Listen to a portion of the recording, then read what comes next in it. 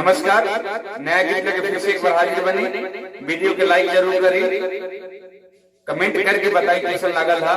अगर वो हमारे चैनल पर नया जुड़ल बने तो चैनल के सब्सक्राइब जरूर कर ली, बेल आइकन प्रेस कर दें, ऑल पे क्लिक करें ताकि जो भी वीडियो अपलोड करें सबसे पहले रवा पहुंचे। आई एक जानी बाड़ी अपना अपना पति भी संदेशा पहुंचाओ तारी, कोना माध्यम से पहुंचाओ तारी।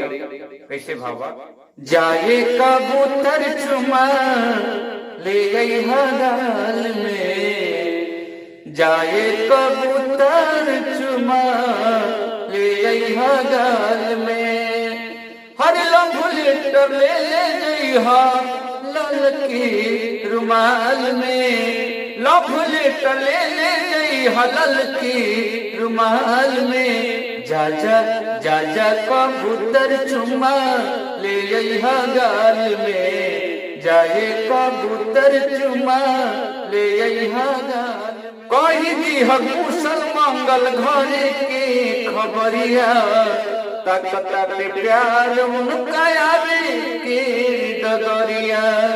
कही दी कुशल मंगल घरे के खबरिया, ताकता पे प्यार उनका आवे के डगरिया। देखिए कहवा कैसन बाड़न कौना हाल में, जा जा जाए कबूतर चुमा ले अइहा गाल में, लम्बुलेटर ले गई लाल की रुमाल में, जाए कबूतर चुमा ले अइहा गाल में। दिह समझाई तनी जल्दी से आई है, मनवा के सैया पाना बह गई है। दिह समझाई सैया जल्दी से आई है, मनवा के अपना ढेर बह गई है।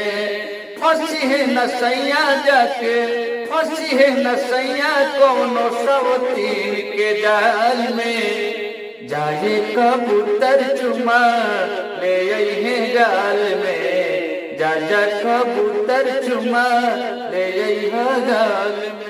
रुपया पैसा के करिहे ना फिक्रिया, चाहे नहीं कपड़ा सोना चांदी गहना गोरिया। रुपया पैसा के करिहे ना फिक्रिया, चाहे नहीं कपड़ा सोना चांदी गहना गोरिया। अरे होली में मन मीत पिया, होली में मन मीत पिया रहे हर हाल में, जा जा जाए कबूतर चुमा ले अइहा गाल में, लम्बुलेटर ले जइहा लाल की रुमाल में, जाए कबूतर चुमा ले अइहा गाल में, जाए कबूतर चुमा ले अइहा गाल में। नमस्कार।